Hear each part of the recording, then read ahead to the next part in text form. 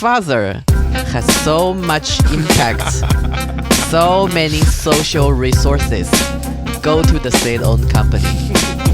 Don't try to do something like us. We do the very tough work, right? I think the people have this kind of a background. They don't need any suggestions. They have their own Exactly. They don't need suggestions. Yeah, that's They would just laugh at you. Yeah, that's very true. Hello everyone, this is Big D. This is LayBack. In a word, constant telling you that running fast, but here's the right place for us is just calm down to find our rhythm, to start a new vibe that match our life. So yeah, this is not a special episode here, and I'm so appreciative to have one of my new friend here. Oh, I don't even know your English name. My English name is just Wei. Wei. Yes. Okay, welcome, Mr. Wei today. Hello. Hello everyone, this is Wei speaking. Yeah. So we just have a conversation.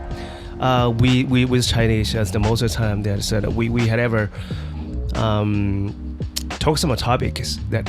So today I'm so appreciative to have you here, and just give an introduction to our audience and our followers. Okay. Yeah, I'm currently working as a stand-up comedian. Mm-hmm. That's my major work. Yeah. And also occasionally I'm running out of some it's also like a blog like this, but it's in mostly Chinese, talking about some local stuffs. Yeah. And previously, before I work as a comedian, I also work at a state-owned company. It's a local state-owned company. For many years, like probably 6 or 7 years. Before that, I also work in a foreign company for 3 to 4 years. Yeah. And that's basically my whole working career. Yeah. And it's like 12 years already after graduation. So something like that. Yeah, I have a very strong feeling that I am not really used to speaking in this way, because the last time we talked, we have a very quick speed to speak rate to talk. We laughing all the way there, but here you're so calm that. Do you feel that the different status in different environment, or the most of the time you stay in this status, or you prefer to make people laugh? That's my job. That's a comedian's job is to make people laugh. Yeah. I have to. Yeah, not like I really want to do it. I know. But I try to add more different elements here. Like you're the one really could make people laugh. Of course, it's like everyone invited me to their events or something. They always ask me to sing a song, to rap, to just give a performance. That is the same situation. Yeah. That's true. That's really annoying. After knowing what you do, let's show something that you did. Yeah. I got it. So I'm trying to learn some from you, that because I never heard some shows from you with English, only Chinese. So yeah, we could try to talk some about this. Have you ever give a show with different language like English or? Not really, but not basically, because the vast majority of our audience here are Chinese, and it's based on the market, right? If you want to make money, you have to know your audience needs. Maybe the English-speaking population in Wuhan is extremely limited. Yeah. So you do that would be very difficult, because the audience, even though your English is good but the audience sometimes they don't get the word that you say. Yeah. So that will ruin your joke. You know what I mean? It's like a reminder, because when you just step into this office and you just said it's a very narrow path, especially for me. I start this podcast, but I know that maybe less audience would just follow this channel. But this is the way for me to improve myself, and then try to get in touch with more friends, and then maybe someday, I think more and more people would understand what I'm doing right now. Yeah. That's very valuable job that you're doing. I think it's very meaningful. Thanks. Especially considering that there's no one willing to do this before. Yeah. You're kind of the first one. Yes, the pioneer, something like that. I always did something like that. You know, in the past, I'm the first generation of hip hop culture here in this country. Oh yeah, that's great. Yeah. I always chasing after something fresh, something new. I don't know whether that is a PhD. Then sometimes I was distracted by something. I try to find something new to find more motivation. That's great. That's great. I think that's also kind of the spirit. Yeah. This city has Wuhan city slogan is like a different every day. Like 敢为人先 how to say that? Be the first, right? Yeah, be the first. Be the first. Yes. And a different every day. Yeah, it's like the weather outside there. Yes. Yeah. So, I'm trying to learn something from you that the stand-up comedy, it has some skills to make people laugh, and people could not only just laughing at that right moment, but could learn something from it, right? Or do you have any experience to share here in this podcast? Well, I don't think I don't intend to people to learn something out of my my jokes. You just laugh. That's all. That's all I want. I don't expect them to learn something. It's not like 春晚 something like that. It would be very hard if you try to combine these two together. It's just mostly for fun. And in terms of how to make people laugh, I think it's just it's a very big topic. It's very, very complex. I did one sharing before. I think you were also there. Yeah. Basic in that club, right? Yes. In one club, and the thing that I share is about emotion. Yeah, emotion. Emotion is a very, very important factor to drive people's attention to your joke. Well, I think people usually describe this as how to make people funny, but I would rather call it like how to make your audience attention focus. That's even more important than the joke itself. If you are not able to do that first, no matter how funny the things that you say, it's not gonna work because people don't even listen to you. That's a very important. That's a thing that most people ignore. They think it's a funny person. You say something funny, then people would laugh. But just consider if you have a joke, you give that joke to different people and let them to talk to you one by one. You would find that the different people will have a completely different effect when they talk about the joke, right? Different people have different laughing point, right? Yeah. Also, like. One same joke, different people talk about same joke, and even so, still you would hear get very different feedback, right? Like, yes, I try to comprehend the whole process when you have the first trigger to write down some of your experience to note, and then translate to some sentence to make people laugh at the right moment when you stand on the stage. Yeah, because this is one goal for me this year, that I try to give a public speech there with this language, and then try to add some skills to make people feel very chill, and they could just laugh at some points of my speech, some kind like that. So now I'm reading a book talk like Ted. Yeah. I think you have some experience like this. So I heard that you are the champion or some like that where you stay there in Toastmasters, right?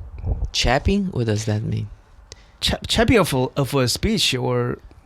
Oh, you mean champion? Champion. Yeah, Oh, sorry okay. for my pronunciation. Yeah, champion. Yeah, Okay. champion. Right?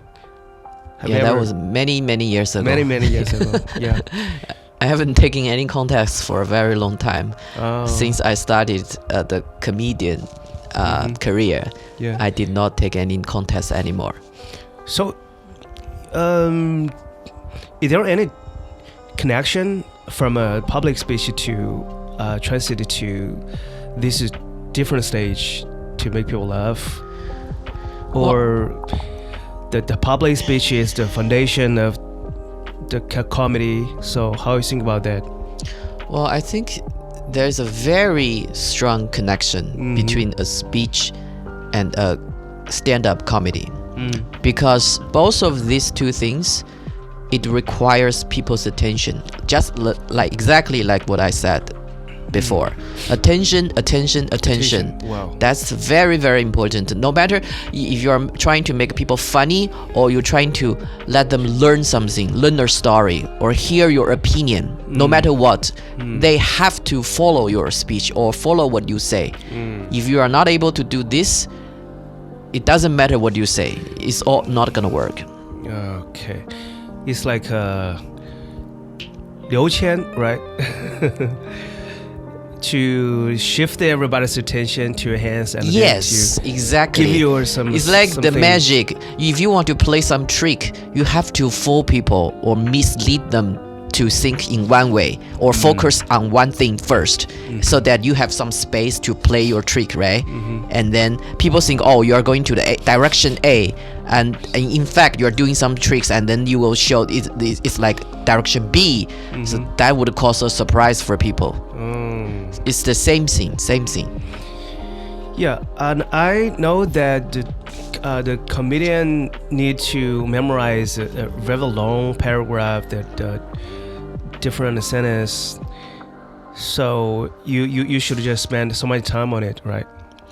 Yeah, practice makes perfect. It's not difficult to remember something, because if you perform a joke, you probably would do it many times for a let's say a very mature joke. You may need to practice it maybe dozens or hundreds of times.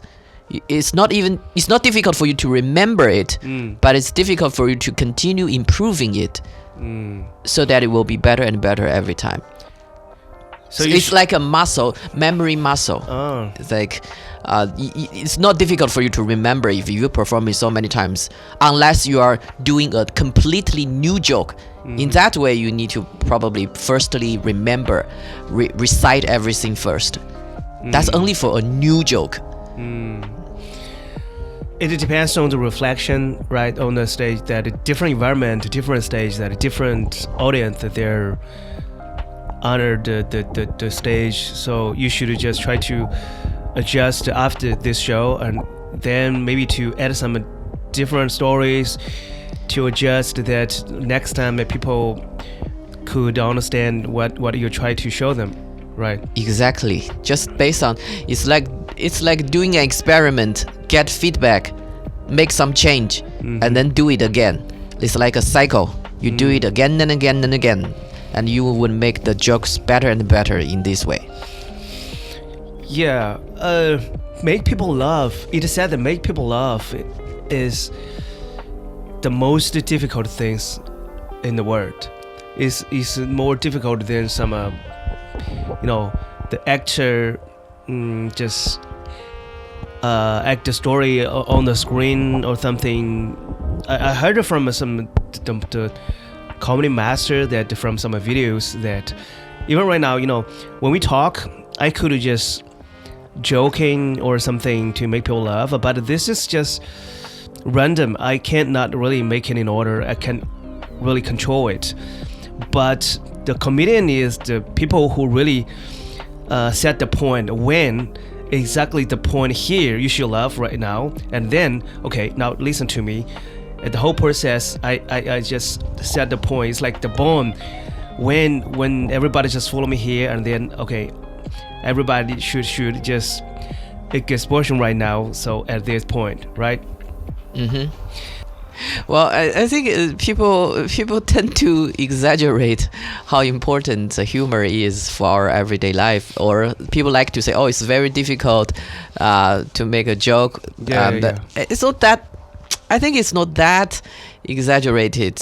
People likes to make it so big, and I don't think you need to worry too much about it. This is a job. That's if you think it's very this is a job. If it's so easy, it can never be a job, right? You have to put so much energy, so much attention, so much time to make it better, make it good, right?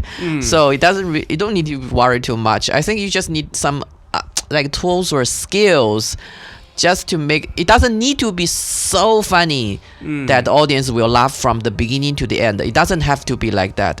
But it would matter that if you learn some skill, make them focus on you, so that the things you want to pass will get to their heart. That's I think that's more important than relatively making it laughable from the beginning to the end.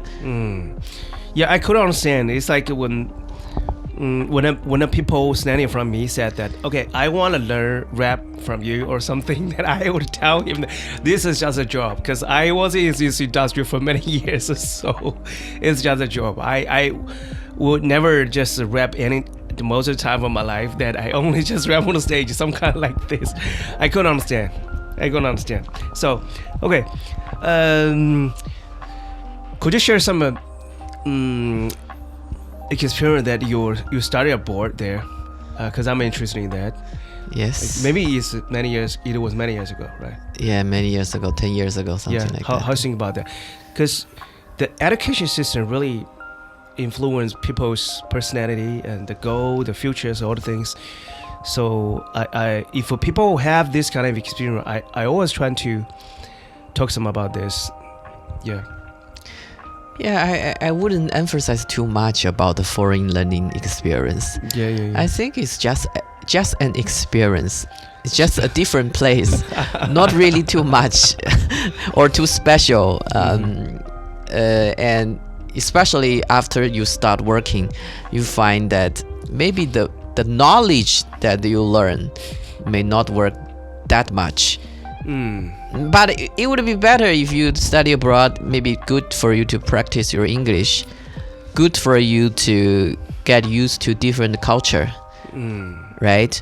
But wouldn't make too much of a big difference in terms of making you a very excellent, let's say, career, or making you like advance to a very high level. There's no guarantee for that if you study abroad. Maybe I think the only thing that I get most beneficial is that if you graduate from a very top university in America, it's more likely to make you find a good job in the beginning. I think that's the most important thing for me. Thanks to that university degree, I was able to find a job in P&G. Do you know that company? P&G. Procter and Gamble. It's in Chinese is 宝洁. I think a lot of famous brand that you learn like 海飞丝, 潘婷, 沙宣, and also 舒肤佳, 护舒宝. A lot of brands, famous brands. Yes, in consumer goods, they are making consumer goods. So that company is my first job. If you don't have a very good university degree, there's no way for you to get into that company. They only recruit students from the top universities. So I think that's the major thing. I would. Also, if you ever learned that there's a very famous person named Lao A. He was talking about the killer line, the kill line, 斩杀线. Oh yes, kill line. Yeah, in America, that was very, very hot topic recently online. People talk about, and he is the one. There were a lot of people talking about how good the United States is, right? But he is the person talking majorly about the problems in US. I completely agree with him. So have you ever feared the same situation when you stayed there? Maybe even, although many years ago. Well, I very clearly sensed there was a similar issue there, but I didn't really organize it into a theory or give it a name like a kill line. He is the one who firstly give a concept or give a name to it, right? That's something that a lot of people were not able to do. That's why they make it so popular, because you have a very very interesting name and very good theory about it. I completely agree with him, but I didn't really feel that many problems when I worked there, because if you have a job in America, there's no problem. But if you lose your job, a lot of issues, a lot of problems will suddenly come to you. You don't have insurance, you don't have like the basic guarantee for your lives. A lot of issues will come to you. Yeah. Speaking of this topic, that I sometimes feel a little confused, that even because I never been to America, but here now in my own country, that it is said that when you reach the age like 35, you get fired. I think it's the similar situation. You feel like it's the same. Yeah, but maybe it really depends on the different levels. Maybe US is more heavier or more worse than here in China, but I think very very similar. Like people in the middle wage, that they always meet their crisis, and they cannot even figure out. They always fear to find a new direction for the rest of their life. So when I just watched the video talks about this, I had never leave a comment. Like here, I think you leave a comment. It's like, it's the same here. It's more close, but I don't know. I cannot compare because I never been there. Yeah, it's more close. Maybe here is more better. Maybe you could just rent a house, or just you have a home to stay, or more better than in US. Yeah, better than the homeless. How do you feel? I feel like it's in these two countries, China and America, there's a different philosophy running these two countries. Yeah. In China, we all believe there must be a basic system to make sure at least you would not die, or you would not starve to death, or you just nobody pay any attention to you anymore. But in US, it's like it's more like the animal system, the animal world, and it's like if you're not able to survive by yourself, you're done, you're done, and nobody would care about you. It's like for example, like buying a house in US and America. In China and America. In China, after you buy an apartment or a house, you don't need to pay too much money in the future. Maybe only the service fee, like the 物业费 every month, right? At most. People talk about like after 70 years you need to pay something, but that's not even working. Right, at least now they're not really charge you after 70 years. At least it's a very long future later. 70 years later we are all gone, right? It's really not really a big problem. But in US, they have a tax, property tax, 房产税, and then even after you buy that apartment, you need to pay maybe like 3% or 4% every year of the money you buy the house. It's like if you buy it like $1 million, you need to pay like $30,000 every year. You have to pay that. If you don't pay that, you will be kicked out of your own house by the government. You will be kicked out, and your house will be sold online by the government to pay off the debt, to pay off the property tax you own to the government. It's a very cruel system. It's like if you don't have money, if you lose your job, you don't have any savings, you don't have the money to pay the tax, you're done. everything that you have will be taken away from you. That's a little example to show the different system. Like China, like even you lose everything, you can hardly hear somebody really like starve to death in China, right? Like we always say that we don't have anything to eat, but really no one is really dead because they don't have things to eat, right? It never happens, at least in recent years, right? Yeah. But in US, it could very probably happen. Because you lose your job, you get kicked out, you will become homeless. That's the word they say, homeless. You sleep on the street, right? Yeah. I'm so willing to talk some about this because I always try to find the truth that there. Maybe now I didn't have that without, like, because I always think like it's like the dynamic. Maybe from the Western system, maybe not only for US, the dynamic is very, very huge. Like the people who have a talent maybe could touch the ceiling there, like the high tech people walking. They'd be very, very rich if you're so talented. They just the education system just push you to there because you have talent. You could earn so much for earn money, but for the people. If you do drug or something, or if you don't take care of your life, and then you just down very quick, immediately, very quick. And but here the dynamic in maybe Asian country here, especially our country, that we stay in the middle. The government would protect you in a certain dynamic that okay, you cannot reach the ceiling, and I will limit here, and you cannot. You can also not just fall down to be a homeless there. So to make the whole society just running like this way. Yes. This is what really exists on my mind. So I'm not pretty sure, but I just try to analyze the whole picture like this to compare the different system.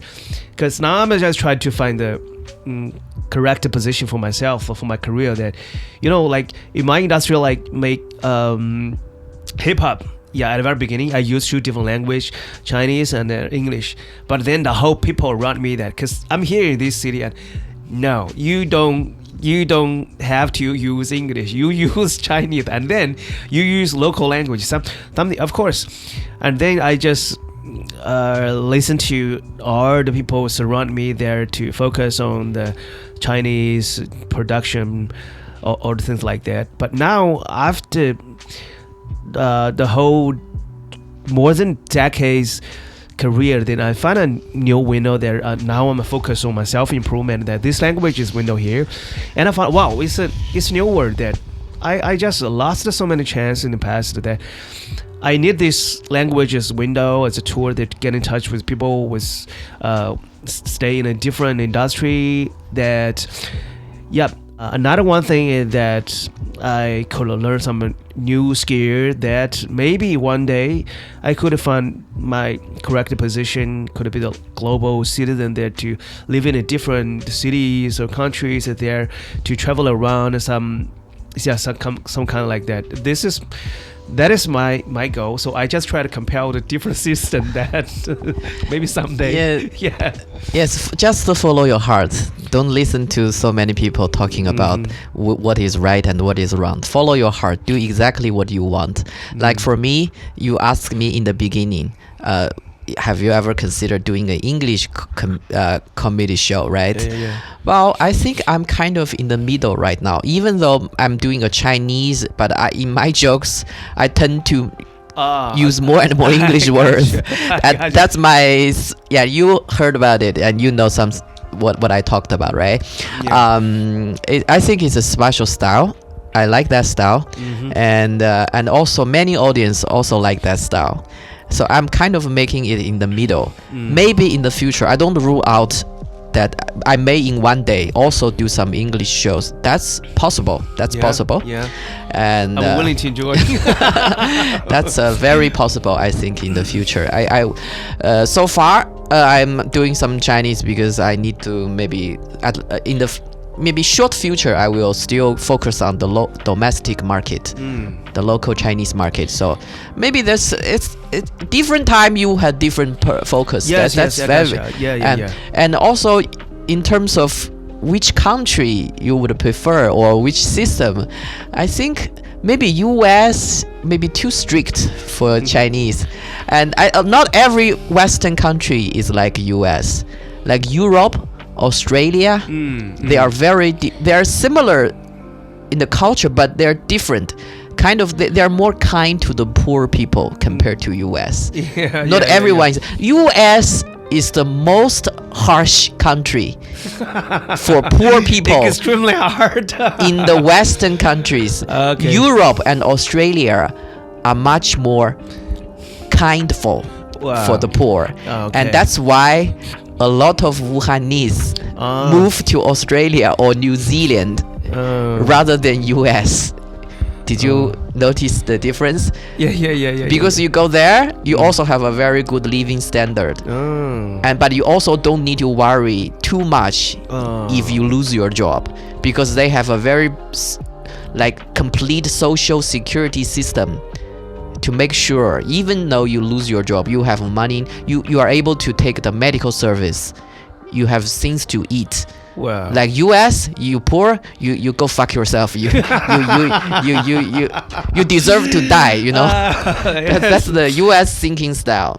Yeah, that's it. You know, if a country is developing very fast, it has to be in this style. You know what I mean? US is the most developed country in the world, and their technology is doing really good and fast compared to Europe and Australia. We talk about AI. That's mostly between China and US. Europe and Australia is like an outsider, right? It's like nobody in this industry. But if you look at the US and China, both these countries are very harsh for their work. China is 996, right? China 996. US is also similar, very harsh for the work. You have to evolution. You have to be harsh if you want to lead the world. If you want to develop so fast. Yes. If you like Australia, every day they start working like 9 a.m. and end their job at 5 p.m. That's their. You expect this country to develop some like outstanding technology? That's not possible, right? But for our ordinary people, it's a very good choice. It's a very good place to go to. I went there 2 weeks ago for the Australia, right?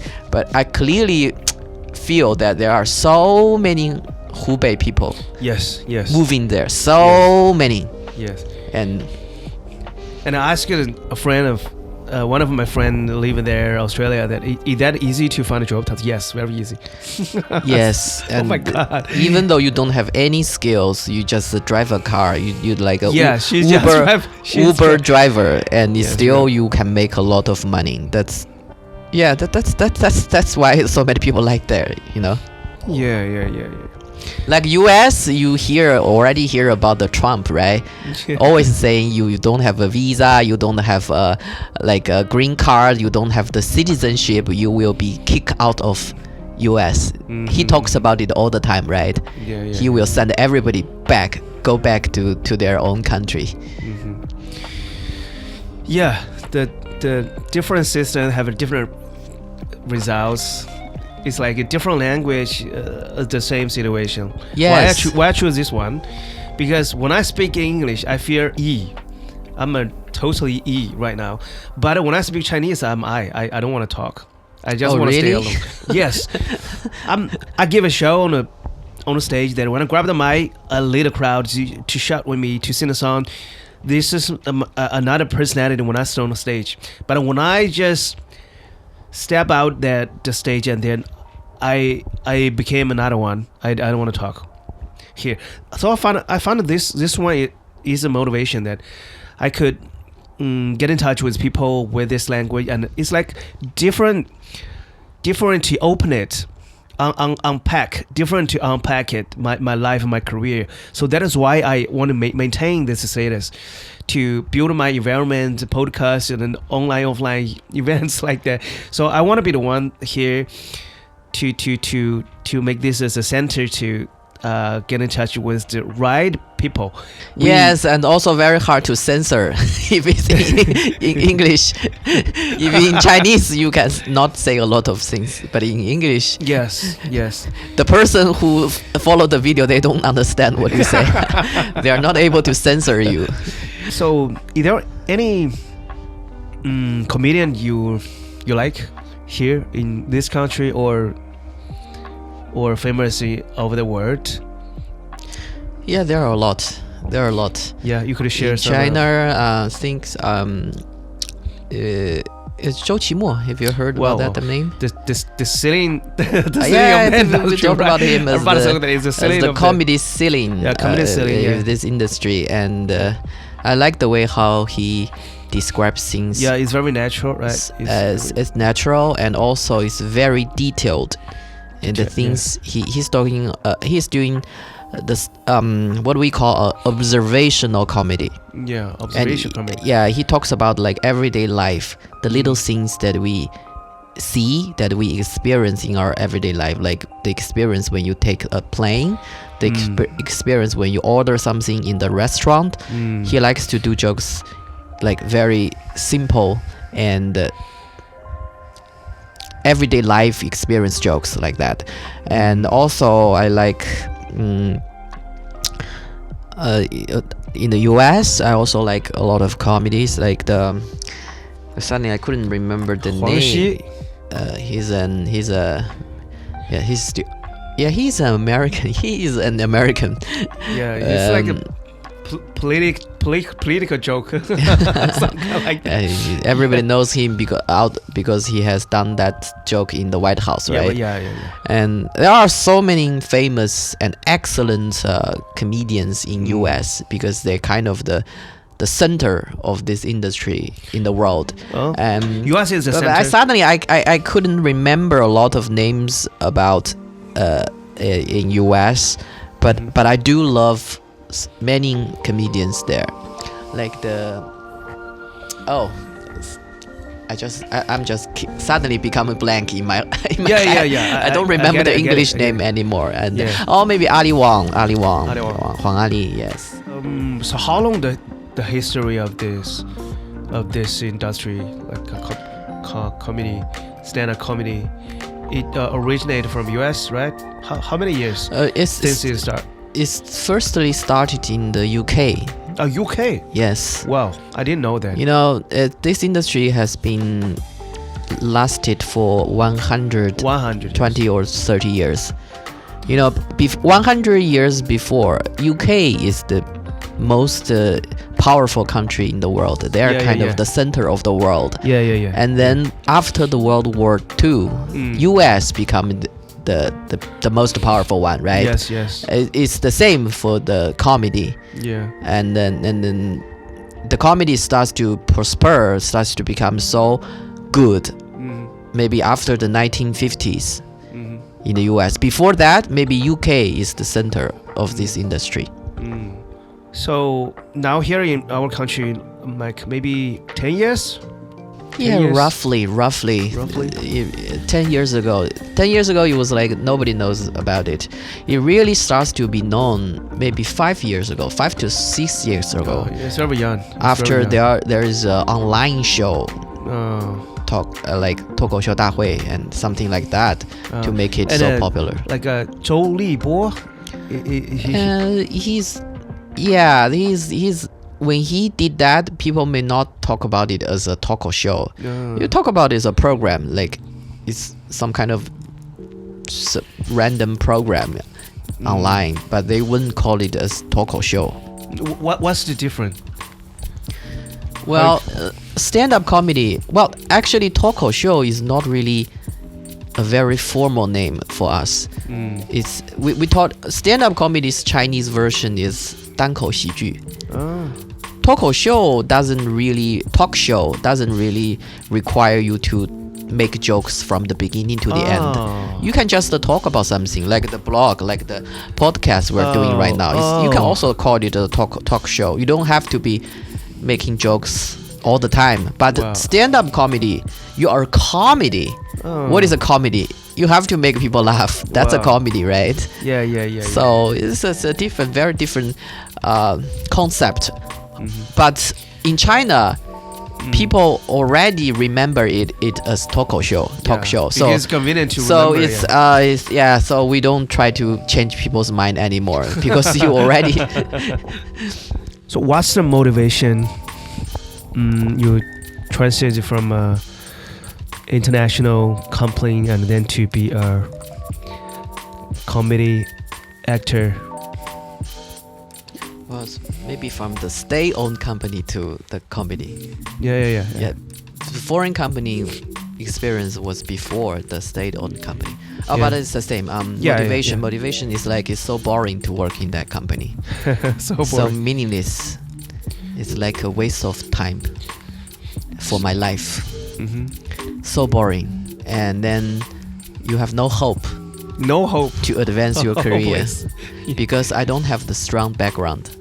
In that kind of the company, you need to be a very strong background. Your father need to be that's one reason. Your father need to be a very powerful person.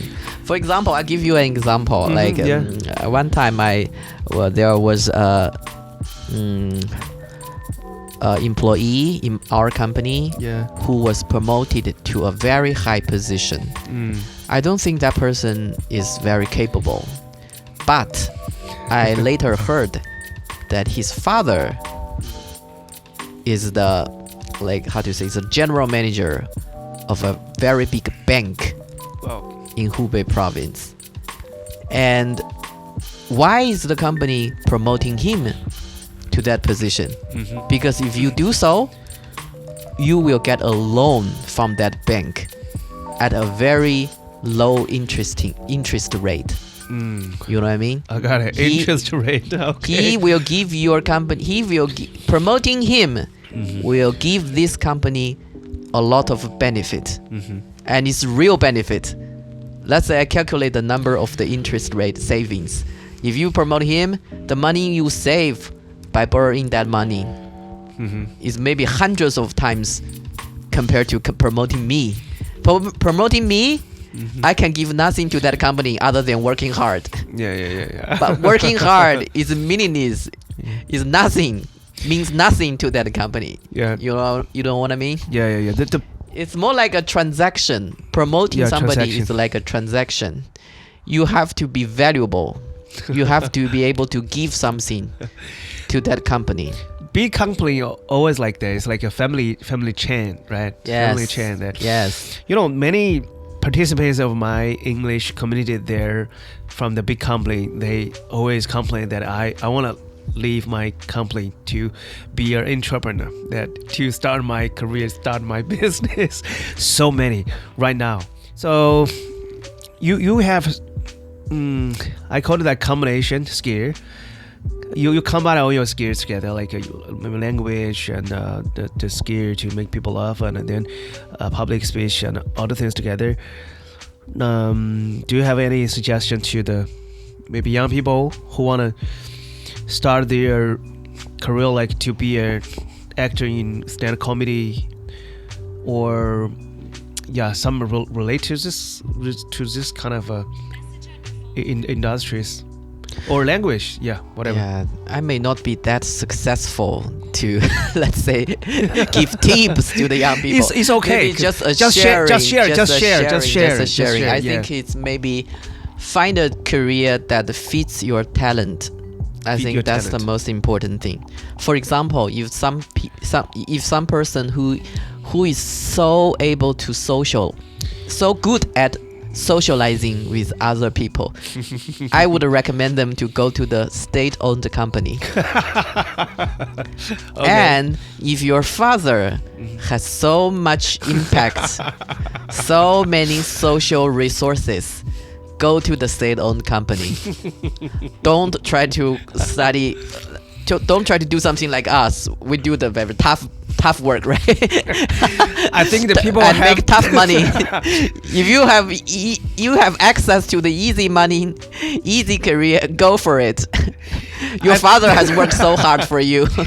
I think the people have this kind of a background. They don't need any suggestions. They have their own. Exactly. Yeah. They don't need suggestion. Yeah, that's they very would just interesting. laugh at you. Yeah, that's very interesting. Because I'm here to combine my skill. Now I try to find a new different, like maybe the gap between the different industry to, like what you see here. Yeah, this is very difficult. But now I don't earn money from it. But I wanna improve my skill. Maybe someday I would find my own opportunities. I agree with you. If you don't know what your talent is, just do something that you feel interested. Yeah. Just follow your art. Follow your heart. Do something you feel interested. And don't consider too much about whether that is making money or not. If you think too much about that, you are not able to really devote your time to it. You probably would give it up very quickly. Because if it's something that is going to make money, you have to be very different from other people if you want to make money, especially if you're doing a business that is that relies on your talents, right? Yeah. You are not going to be successful in a very short time. You have to be, work hard in a very long time, and also in that time you are not able to make money. So the only way for you to, stick to it, is that follow your heart. Yeah. Because that makes you feel happy, that is funny for you, just do it. Don't consider too much about it, even though people say, oh, it's a waste of time, it just doesn't make money. And if you want to make money, you just do a very simple business, like the 保安外卖 is like that. Yes, you're gonna make money, but that's not for long term. Yeah. Okay, so it's we talk a lot of things, and it's good ending or any sentence for the summary of our episode. I guess it's just follow your heart. Follow your heart. Yes. Good. Follow your heart. Yeah. So not only make people laugh, make ourselves, make all the people around us laugh at the same time, right? Yes. That's good. Okay. Yeah. So this is LayBack. This is Break D, and this is Wei. Okay. See you guys. Thank you very much. See you. Bye Bye-bye. bye.